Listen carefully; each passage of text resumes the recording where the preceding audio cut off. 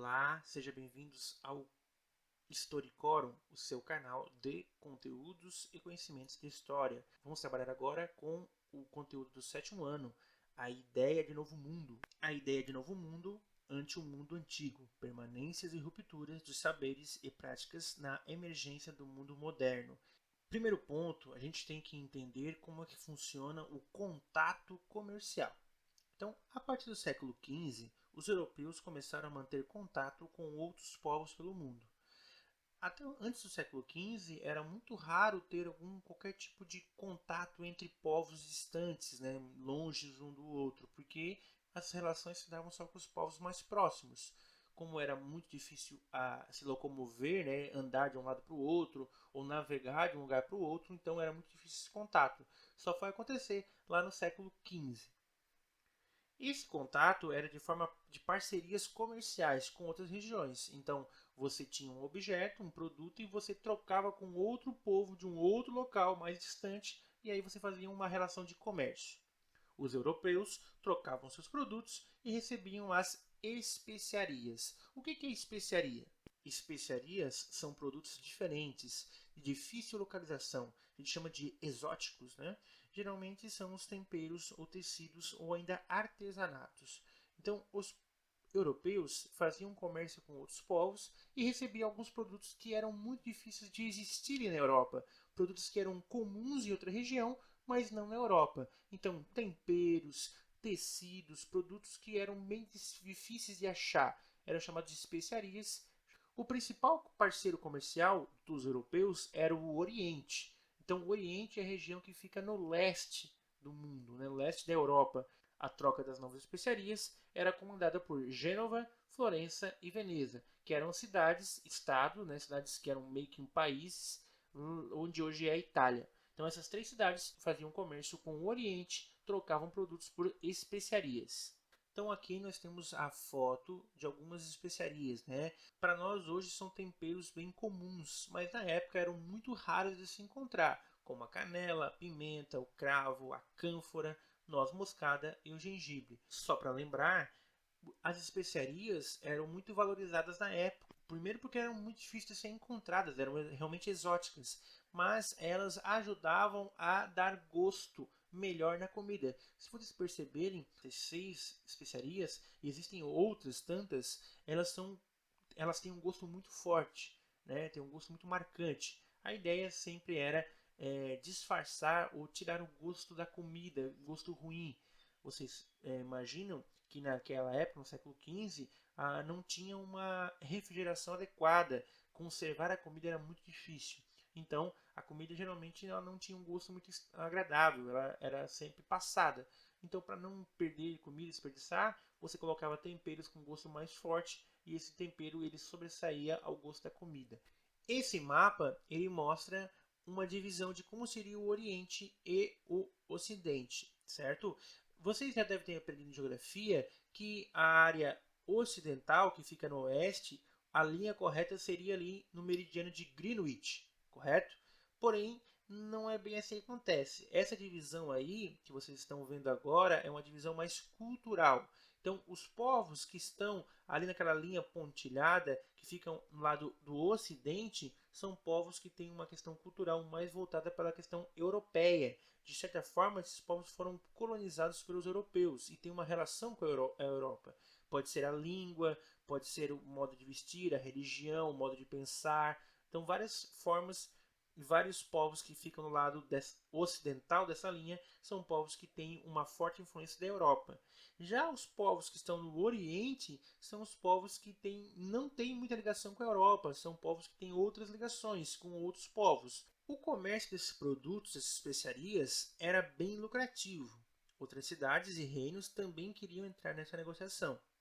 Porém, as cidades italianas tinham um monopólio, ou seja, não permitiam concorrentes desse comércio. Portugal resolveu buscar uma outra forma de participar do comércio. Então, esse comércio de especiarias, desses produtos, era muito valorizado. Como eram produtos raros e exóticos, ele tinha um preço muito alto, um custo muito alto. As outras regiões também queriam fazer esse tipo de negociação, também queriam participar do comércio. Porém, Gênova, Veneza e Florença eram cidades que tinham um forte poder também para proteger isso. Elas impediam que outros povos fizessem esse mesmo comércio. Mas Portugal, então, resolveu buscar uma forma de entrar nesse comércio sem enfrentar Gênova, Veneza e Florença. Eles queriam uma outra forma, uma alternativa de participar desse comércio aí e tentar também ganhar dinheiro. Os portugueses buscaram uma nova rota comercial, caminhos que passam os comerciantes, para que eles possam fazer comércio direto com o Oriente, que é o leste, né? Queriam usar o mar oceano. Então, os portugueses queriam participar do comércio, não podiam participar da forma tradicional, né? Porque as cidades da Itália lá não permitiam. Então eles queriam fazer um caminho diferente, uma rota comercial diferente. Então eles pensaram: por que nós usamos o mar? Podemos usar o mar para ir para o Oriente e fazer comércio com esses povos. Na época, não se conhecia muito sobre o mar. Os europeus tinham um conhecimento limitado de mapas de navegação. Então, como na época era muito difícil ter contato entre povos diferentes, locais diferentes, eles conheciam muito pouco sobre mapa, sobre navegação, sobre o oceano. Era muito raro de saber isso. Pioneirismo português. A palavra pioneirismo significa o primeiro. Então por que Portugal foi o primeiro país no mundo a tentar investir ou tentar agir em direção ao mar, tentar fazer comércio com o uso do mar, pelo mar. A coroa portuguesa, o rei, né, decidiu investir muito em tecnologia no uso de equipamentos, como a bússola, na construção de barcos, caravelas e no ensino de navegação, que é o pilotar navios, consertar navios, fazer mapas, ler mapas na escola de Sagres. Então, Portugal, através do seu rei, decidiu então investir pesadamente para que eles pudessem então dominar o mar, conhecer o mar, aprender a navegar, aprender a construir barcos, aprender a entender como funciona a bússola, os mapas. Então, essa tecnologia que tinha naquela época foi desenvolvida por Portugal para tentar desbravar o mar. O investimento financeiro foi bem alto. Então, Portugal investiu pesado porque valia a pena, o lucro com as especiarias é bem alto. Então, esse mapa ele mostra como era o conhecimento pelos europeus do mundo. Então, essa parte que está em marrom, ele representa apenas a parte que os europeus conheciam. E a parte amarela era uma parte desconhecida. Então, na época, os mapas não sabiam ou não mostravam que existiam outros locais. O mapa apenas da Europa, né, era só aquela região ali. Mais duas imagens, então, à esquerda, a escola de Sagres nos dias de hoje, né? Então, é uma escola que ensinava navegação, né? Ali no meio da escola, no centro, tem uma roda dos ventos e à direita nós temos uma caravela. Caravela que seria uma embarcação criada pelos portugueses que era rápida e ela podia navegar no mar e nos rios. Mais três objetos que foram inventados na época, né, e os portugueses usavam bastante, que é a bússola, que ela indica direções, né, norte, sul, leste, oeste, o astrolábio, que indica a questão do mapa, de como funcionam os mapas, a distância de uma região e outra no mapa, e também o quadrante, que serve para medir a distância das estrelas. Né? Os portugueses também aprenderam a ler as estrelas, a posição das estrelas e saber em qual local estão no mapa. Aqui também tem uma outra imagem que mostra um outro fator. Como o mar era algo desconhecido para os portugueses, eles não sabiam que existia nesse mar. Então eles imaginavam que poderia existir monstros marinhos, que eram esses monstros aqui gigantescos que atacam os navegadores, né, ali, né? Então pode ver que é um monstro como se fosse uma lula gigantesca. Pioneiro é o primeiro a fazer algo, ser o mais ousado e corajoso. Então Portugal foi o pioneiro nas navegações, foi o mais corajoso, teve um grande investimento e começou a navegar pelo alto mar, né? Quando Portugal começou a viajar pelo Oceano Atlântico, foi algo muito surpreendente. Os europeus conheciam muito pouco do mundo. Como eu mostrei para vocês, né, o mapa era muito pequeno com relação ao que os europeus conheciam. Então Portugal foi literalmente para o desconhecido. Tudo era novidade para os navegadores, que registravam e anotavam cada etapa do trajeto. As viagens eram longas e demoradas. Outro ponto importante é que Portugal fica geograficamente no Oceano Atlântico, sendo mais fácil de explorar o mar. Portugal fica na pontinha do mapa ali, né? Então ela já estava banhada pelo Oceano Atlântico. Então eles tinham a vantagem de que eles conseguiriam explorar o território do mar mais facilmente. Mas o problema é que o Oceano Atlântico ele era um mar desconhecido, era pouco conhecido. As lendas aterrorizavam até mesmo os navegantes mais experientes. Eles tinham muito medo do que poderia acontecer. Havia a crença de que existiam monstros marinhos, que a água do oceano fervia e que a terra era plana. Então, se eles chegassem num ponto na linha do horizonte, eles iam cair no nada. Então, eles tinham muito medo em relação a isso. Esse primeiro mapa aqui da esquerda ele mostra como os portugueses vinham navegando, né? É um mapa que ilustra mais ou menos como era o pensamento deles. Então, eles saíram de Portugal lá na pontinha, lá em cima, e vinham descendo. Em cada nome daquele ali é um porto que eles foram parando e foram estabelecendo suas feitorias, né, que seriam essas construções, né, como um ponto de parada, né? E a parte aqui de baixo, que é azul, que seria o desconhecido, né? E tem um monstro ali que realmente eles não conheciam, porque a ideia era contornar o mar da África. Então, na direita já tem a viagem completa. Né? O caminho em vermelho seria a viagem que foi e fez o périplo da África, que seria o contorno da África, e a parte que está em verde seria a volta.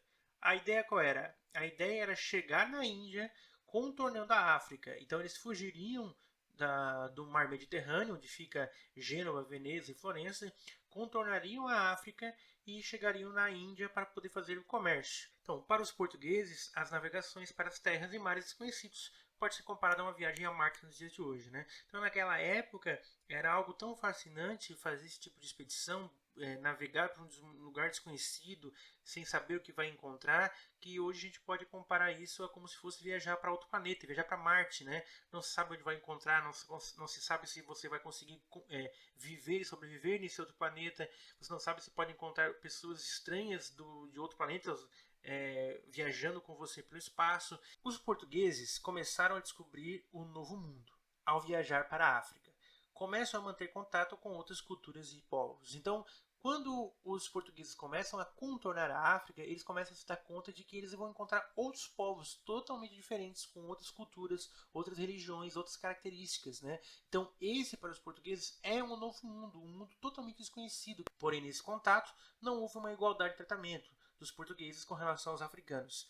Então, os portugueses, ao chegarem na África e virem que os povos africanos viviam em uma sociedade bem diferente dos portugueses, eles foram considerados inferiorizados, foram considerados primitivos, né? Como se estivessem no passado e atrasados. Então, os portugueses não trataram os africanos de uma forma culturalmente aceitável. Os portugueses exploraram muitos africanos. Essa exploração que os portugueses fizeram com os povos africanos, ela tem uma explicação, né? Aqui nós temos uma iluminura, né? Um desenho que representa uma visão bíblica do Velho Testamento. Após o dilúvio, a família de Noé foi a única sobrevivente do mundo, e os mesmos foi dividido entre seus filhos Cã, Jafé e Sem. Cada um dos filhos de Noé ficou responsável por povoar uma região do mundo, né? Seria então Sem ficaria com a parte da Ásia, o Jafé ficaria com a Europa e o Cã ficaria com a África, né? Então, aqui eu trouxe alguns textos para a gente trabalhar com a questão da visão dos portugueses sobre os povos do Novo Mundo. Tá? Então, o trecho a seguir faz parte da crônica de Zurara, que é um oficial lá do governo do português e escritor, capítulo 16. E aqui, em vez de notar que estes negros, posto que sejam mouros como os outros, são, porém, servos daqueles por antigo costume, o qual creio que seja por causa da maldição que depois do dilúvio lançou Noé sobre seu filho Cã, pelo qual o maldisse que sua geração fosse sujeita a todas as outras gerações do mundo, da qual estes descendem. O que esse texto está falando, né? Esse texto, o trecho conta os acontecimentos na conquista de Guiné. Os negros que viviam no norte da África eram chamados de mouros, que são os muçulmanos. Era costume dos povos africanos a escravidão de outros povos. Geralmente eram prisioneiros de guerra, inclusive conflitos religiosos. o autor via todos os negros como muçulmanos, mas os escravos provavelmente não eram islâmicos. O texto fala aqui que para os portugueses todos os negros eram muçulmanos e os próprios muçulmanos escravizavam eles próprios, mas na verdade isso não é um fato, né? No norte da África existiam os muçulmanos, que são chamados mouros, né? Que eram os povos que viviam lá no norte da África, mas existiam escravos que provavelmente eram de outras religiões e viravam escravos desses povos mouros. Mas para os portugueses, todo mundo era tratado da mesma forma, né? O autor fala ainda que a escravidão daqueles africanos se justificaria por causa da maldição de Cã. Noé tinha 3 filhos, Sem, Jafé e Cã. Após o dilúvio, Noé se embebedou com vinho, foi flagrado por Cã, que riu e contou aos irmãos. Noé, ao se recuperar, amaldiçoou o filho de Cã, Canaã, referindo-se a ele como servo dos servos, que está no Gênesis 9:25, e disse: Maldito seja Canaã, seja servo dos servos e a seus irmãos. Então, isso é uma interpretação da Bíblia, né? Como os povos da Europa acreditavam que cada região ficaria seria povoada por um filho de Noé, o povo africano, os filhos do povo africano, os filhos de Cã, seriam descendentes de Canaã, então seriam servos dos servos, ou seja, os escravos, né? Servos, inclusive, dos seus irmãos, como diz na Bíblia. Interpretações da Bíblia começam a justificar a formação do mundo usando os filhos de Noé como referência. Sem, por exemplo, deu origem aos povos da Ásia, hebreus, judeus, árabes e muçulmanos. Jafé deu origem aos povos que habitariam a Europa e Cã deu origem aos povos africanos. Com esse pensamento, os descendentes de Cã deveriam ser considerados servos dos outros povos. Isso era uma justificativa bíblica para a escravidão dos povos africanos. Então, isso justificaria, na época, esse pensamento que tinha de escravizar os povos africanos. Mesmo que isso não faça sentido, porque supostamente na Bíblia, os filhos de Sem, os filhos de Cã, não são necessariamente os que vivem na Ásia ou que vivem na África. Isso é uma interpretação. Capítulo 25, né, sobre a partilha de pessoas escravizadas em Portugal. Mas qual seria o coração, por duro que se pudesse, que não fosse atingido de piedoso sentimento, vendo assim aquele campanha? A uns tinham caras baixas e os rostos lavados com lágrimas, olhando uns contra os outros. Outros estavam gemendo muito dolorosamente, firmando os olhos no céu, bradando altamente como se pedisse socorro ao Pai. Outros faziam suas lamentações em maneira de canto, segundo o costume de sua terra, as quais, posto que as palavras de linguagem aos nossos não pudessem ser entendida, mas para sua dor ser ainda maior, começaram a separar uns dos outros, os filhos dos pais, as mulheres dos maridos e uns irmãos dos outros. E o infante, muito rapidamente fez a partilha, e a toda a principal riqueza estava em sua vontade, e é considerado como grande prazer na salvação daquelas almas que antes eram perdidas. E certamente que seu pensamento não era vão, como já dissemos, tanto que esses haviam conhecimento de linguagem, com pequeno movimento se tornavam cristãos. Então, o que esse texto está falando, né? Esse trecho fala, o autor fala dos africanos levados como escravos para Portugal. Apesar de presenciar o sofrimento e a dor dos africanos, os portugueses, na figura do infante, possivelmente é o Dom Henrique, né, encarou aquelas pessoas como fazendo parte da riqueza das navegações. Ele também tinha consciência de que estavam fazendo certo, pois o objetivo era ensinar os portugueses aos africanos e ensiná-los a serem católicos, já que suas almas estavam perdidas por não serem cristãos. O autor aqui ele relata como era o sentimento naquele momento, né, quando os africanos chegavam lá em Portugal como escravos, tinha aquela dor, sofrimento, ver aquela tristeza, ver eles muito triste, aquela imagem muito cruel, né? Mesmo assim, os portugueses achavam que estavam fazendo aquilo de forma correta. Povos que eles consideravam primitivos, povos que eram totalmente diferentes, né? Então, a melhor forma de fazer isso era levar eles a Portugal e ensinar a falar português, que é uma língua europeia, e também ensinar ele o cristianismo, ensinar eles a serem católicos. Então, os portugueses menosprezaram os africanos, trataram ele muito mal, e a ideia era realmente converter eles e transformar eles em europeus também. Então, com isso, a gente encerra nosso conteúdo. Um abraço.